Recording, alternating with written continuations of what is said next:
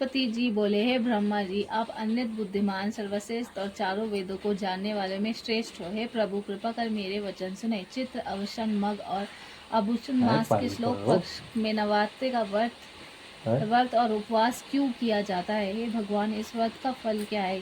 किस प्रकार करना उचित है और पहले इस व्रत को किसने किया है? सो विस्तार से कहो। बृहस्पति जी का ऐसा प्रश्न सुनकर ब्रह्मा जी कहने लगे कि हे बृहस्पति, प्राणियों के हित करने की इच्छा से तुमने बहुत ही अच्छा प्रश्न किया है। जो मनुष्य मनोरथ पूर्ण करने वाली दुर्गा महादेवी सूर्य नारायण का ध्यान करते हैं वह मनुष्य धन है। यह नवरात्रे संपूर्ण कामनाओं को पूर्ण करने वाला है। इसके करने से पुत्र चाहने वालों को पुत्र, धन चाहने वालों को धन, विद्या चाहने वालों को विद्या और सुख चाहने वालों को सुख मिल सकता है। इस व्रत को करने से रोगी मनुष्य का रोग दूर हो जाता है और कारीगर में पड़ा हुआ मनुष्य बंदी से छूट जाता है। मनुष्य की तमाम विपत्तियां दूर हो जाती है और उसके घर में संपूर्ण संपत्ति आकर उपस्थित हो जाती है। कारक और बंधुआ के इस व्रत को करने से ऐसा कौन सा महा संपूर्ण संपत्ति आकर उपस्थित हो जाती है? बंधुआ और कारक बंधु के इस व्रत के करने से पुत्र हो जाता है। समाप्त पापों को दूर करने वाली इस व्रत को करने से ऐसा कौन सा मनोरथ है जो सिद्ध नहीं हो सकता?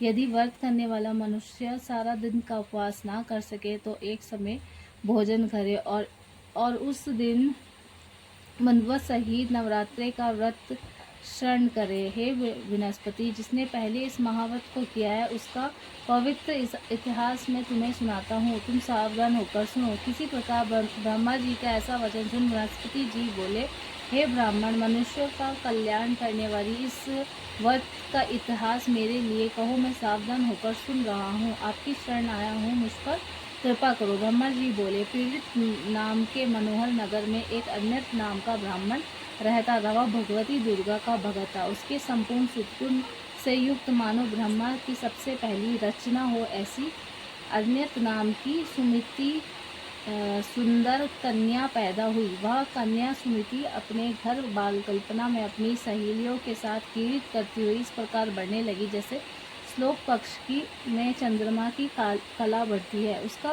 उसके पिता प्रतिदिन दुर्गा की पूजा व हवन किया करते थे। उस समय वह भी नियम से उपस्थित होती थी। एक दिन वह सुनीति अपने सखियों के साथ खेलने लगी और भगवती की पूजा में उपस्थित नहीं हुई। उसके पिता को पुत्री की ऐसी अवस्था देखकर क्रोध आया और पुत्री से कहने लगे कि हे दृष्ट पुत्री, आज भक्ति से तुमने भगवती की पूजा नहीं की। इसी कारण मैं किसी कष्टी और दृढ़ मनुष्य के साथ तेरा विवाह कराऊंगा। इसी प्रकार के पिता के वचन सुनकर सुमिति को बड़ा दुख हुआ और पिता से कहने लगी कि हे पिताजी, मैं आपकी कन्या हूँ, मैं आपके सब तरह से अधीन हूँ, जिससे आप चाहो मेरा विवाह करा सकते हो, पर होगा वह जो मेरे भाग्य में लिखा है। मेरा इस पर पूर्ण विश्वास है। मनुष्य ना जाने कितने मनोरथों का चिंता करता है, पर होता वही है जो भाग्य में विधाता ने लिखा है। जो जैसा करता है उसको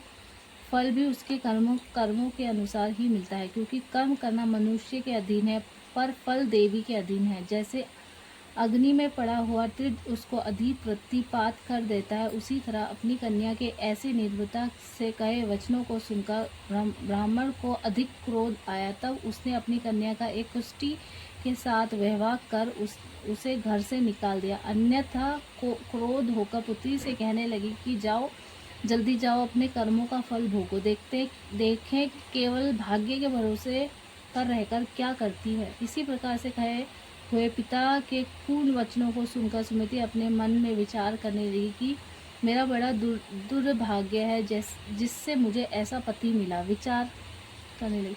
इसी तरह अपने दुखों पर विचार करती हुई सुमिति अपने पति के साथ वन चली गई और भयानक वन में कौशयुक्त उस स्थान पर उन्होंने वह रात बड़ी कष्ट से व्यक्त की। उस गरीब बालिका की ऐसी दिशा देखकर भगवती पूर्ण से प्रभाव से प्रकट होकर सुमिति से कहने लगी कि हे ब्राह्मणी, मैं तुम पर प्रसन्न हूँ। तुम जो चाहो वरदान मांग सकती हो। मैं प्रसन्न होने पर मनोवृक्षित फल देने वाली हूँ। इसी प्रकार भगवती दुर्गा के वचनों को सुन ब्राह्मणी कहने लगी कि आप कौन है जो मुझ पर प्रसन्न हुई हैं। यहाँ सब मेरे लिए कहो और अपनी कृपा दृष्टि से मुझे दिशा की कृति करो। ऐसे ब्राह्मणी के वचन सुनकर देवी कहने लगी कि मैं आदि शक्ति हूँ और मैं ही ब्रह्मा विद्या और सरस्वती हूँ। मैं प्रसन्न होने पर प्राणियों को दुख दूर कर उसको सुख प्रदान करती हूँ।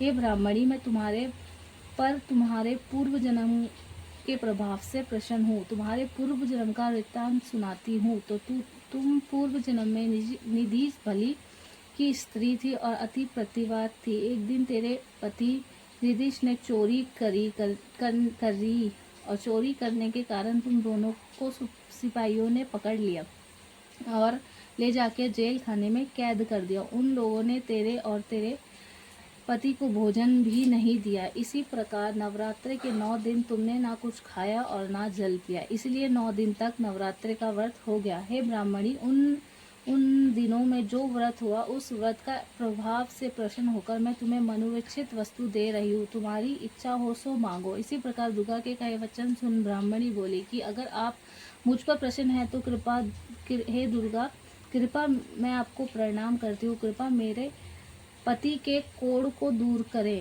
देवी कहने लगी कि उन दिनों में तुमने जो व्रत किया था उसका एक दिन पूर्ण अपने पति के कोढ़ को दूर करने के लिए अपहरण करो।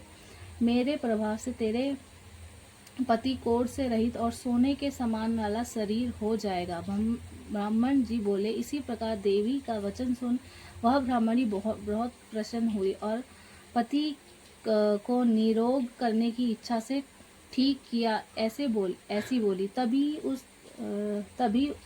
कहाँ गया?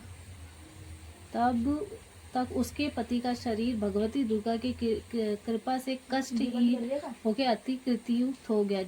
जैसा कि कांति के समान चंद्रमा की कृति भी क्षण हो जाती है। हे ब्राह्मणी, पिता के मनोहर दोहे को देखकर देवी को अति प्रक्रमक वाली समझकर सुस्त करने लगी कि हे दुर्गा, आप दुर्गति को दूर करने वाली, तीनों जगत का संताप हरने वाली, समाप्त दुखों को दूर करने वाली, रोगी मनुष्यों को निरोग करने वाली, प्रसन्न होने पर मनोरचित वस्तु देने वाली हो, दृष्ट मनुष्य का नाश करने वाली हो। तुम ही सारी जगत की माता और पिता हो। हे अम्बे, मुझे अपराध रहित अबालिक को मेरे पिता ने कुष्ठी के साथ व्यवहार कर मुझे घर से निकाल दिया। उसके निकालते हुए मैं पृथ्वी पर घूमने लगी। आपने ही मेरी इस अपीति स्वरूप का समाप्त उदाहरण किया है। हे देवी, आपको प्रणाम करती हूँ, मुझ दीन की रक्षा करो। ब्राह्मण जी बोले कि हे बृहस्पति, इसी प्रकार उस सुमिति ने मन से देवी की बहुत स्तुति की। उसकी की गई स्तुति सुनकर देवी को बहुत संकोच हुआ और ब्राह्मणी से कहने लगी कि हे ब्राह्मणी, तुम्हारे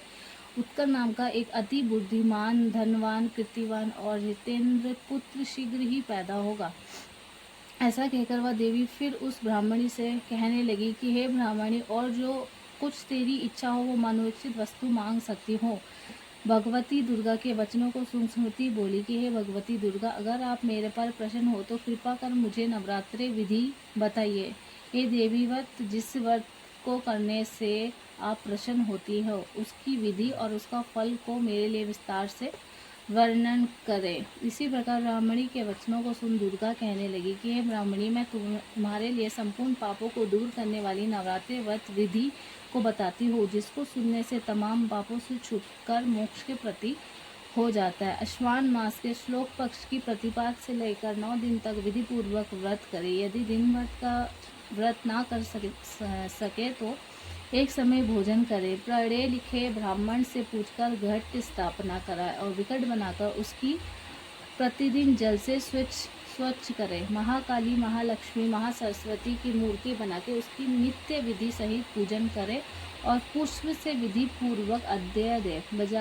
बेजारों के फूल से अध्यय देने से स्वरूप की प्रति होती है। जयफल से कीर्ति, दक्ष से क्रिया की सिद्धि होती है। आंवले से सुख और केले से ऊष्म की प्रति होती है। इसी प्रकार फलों से अध्यय देकर यथा व्रत हवन करे। खांड, घी, गेहूँ, शहद, जौ, तिल, नारियल, धक, कताम्बर, इनसे हवन करने से, गेहूँ से हवन करने पर लक्ष्मी की प्राप्ति होती है। वह खीर, चंपा के पुष्प से धन और और तेज से सुख की प्राप्ति होती है। आंवले से कीर्ति और केले से पुत्र हो, कमल से राज्य समान और दुखों से सुख की संपत्ति होती है।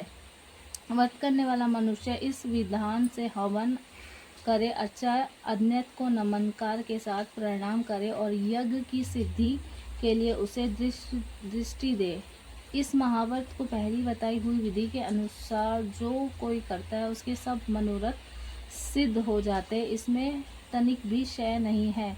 इन 9 दिनों में जो दान आदि दिया जाता है उसका करोड़ गुण फल मिलता है। इस व्रत के नवरात्रि के व्रत करने से ही अश्वमेध यज्ञ का फल मिलता है। हे ब्राह्मणी, इस संपूर्ण कामनाओं को पूर्ण करने वाले उत्तम व्रत की तिथि मंदिर अथवा घर में ही विधि के अनुसार करे। ब्राह्मण जी बोले कि हे बृहस्पति, इसी प्रकार ब्राह्मणी को व्रत की विधि और फल बताकर देवी अरिहंत हो गई। जो मनुष्य या स्त्री इस व्रत को भक्ति पूर्वक करता है, इस लोक में सुख पाकर अन्य दुर्लभ मोक्ष के प्रति होता है। हे बृहस्पति, हे दुर्लभ व्रत को महामाया मैंने तुम्हारे लिए बताया है। इसे ब्राह्मण जी के वचनों को सुन बृहस्पति जी अन्यत के कारण रोमांचित हो गए और ब्राह्मणी जी से कहने लगे कि हे ब्राह्मणी, जो आपने मुझ पर अति कृपा की, जो